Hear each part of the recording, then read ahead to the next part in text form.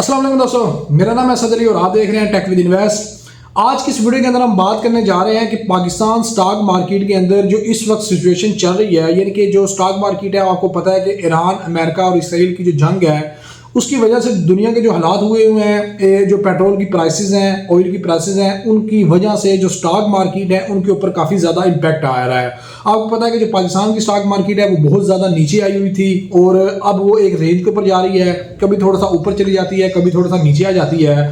तो ऐसी सिचुएशन के अंदर हमें किन स्टॉक के ऊपर जो है वो इन्वेस्टमेंट करनी चाहिए, किन स्टॉक्स को जो है वो खरीदना चाहिए जो हमारे पोर्टफोलियो को एक अच्छा सहारा जो है वो दे सकें। तो आज की इस वीडियो के अंदर हम बात करने जा रहे हैं बेस्ट स्टॉक्स की, उन बेस्ट स्टॉक्स की जो इस सिचुएशन के अंदर जिनको आप जो है वो खरीद सकते हैं और एक अच्छी प्राइस के ऊपर खरीद सकते हैं, जिनका आपको नुकसान नहीं होगा बल्कि आपका जो पोर्टफोलियो है वो आपको अच्छा जो है वो ग्रो होता हुआ नजर आ सकता है।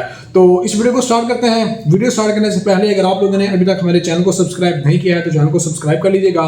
इसके अलावा अगर आपने अभी तक हमारे व्हाट्सएप चैनल को और टेलीग्राम चैनल को फॉलो नहीं किया तो वहाँ पे हमें फॉलो कर लीजिएगा।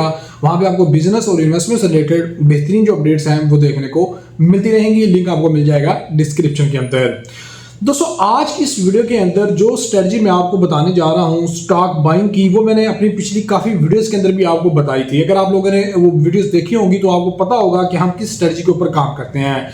इसके अंदर दो तरह की चीज़ें होती हैं। एक वो लोग होते हैं जो बहुत ज़्यादा एक्सपर्ट होते हैं और अपनी एक्सपर्टीज़ के साथ जो है वो किसी कंपनी के शेयर को खरीदते हैं।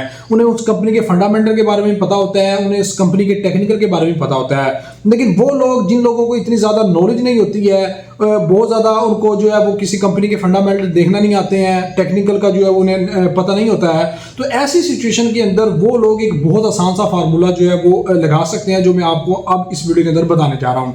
देखिए, आपको पता है कि ईरान और यूएस की वार चल रही है, तो जितनी भी जो कंपनीज हैं वो उनकी जो फंडामेंटल होती हैं उनके ऊपर किसी भी किस्म का जो है वो असर देखने को नहीं पड़ा होता। बहुत कम ऐसी कंपनी होती हैं जो जंग की वजह से, जिनकी जो कंपनी है, आप देखें जैसे सीमेंट की कंपनी है, तो जंग लग गई है तो सीमेंट की कंपनी सीमेंट बनाना तो नहीं छोड़ेगी।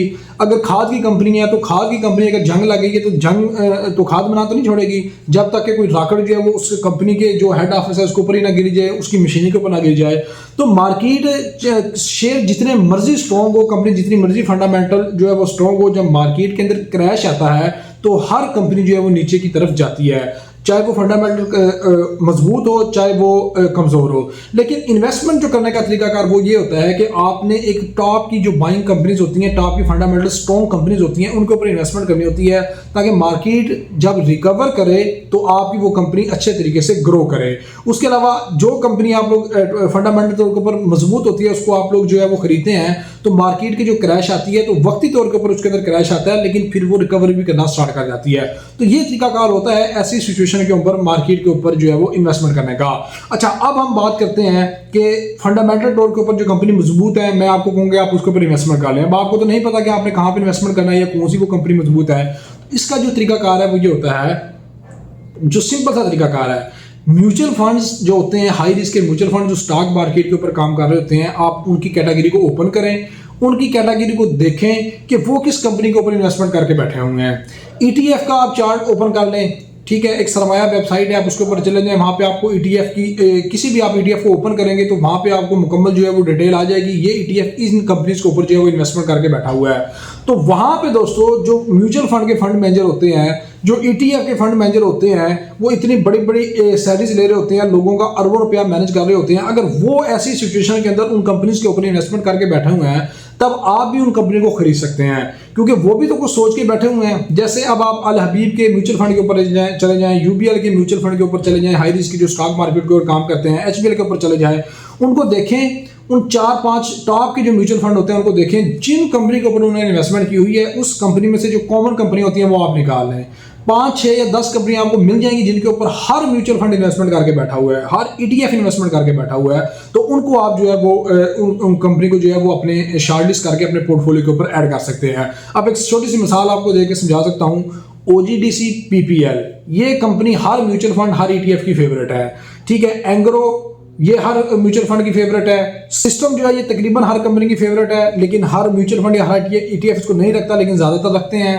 ठीक है। उसके अलावा मिजान बैंक, यूबीएल बैंक, ठीक है। तो ये वाली जो कंपनीज हैं ये हर म्यूचुअल फंड की और हर जो दूसरे ईटीएफ है उनकी फेवरेट है।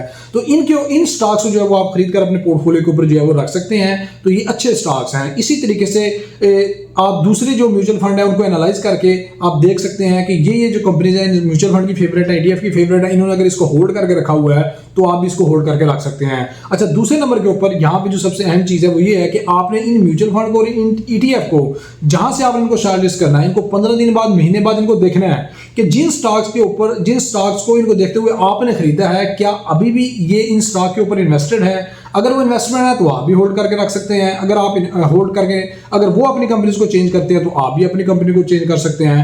तो ये एक आसान सा फार्मूला होता है जिसको बंदे को किसी भी चीज़ का नहीं पता।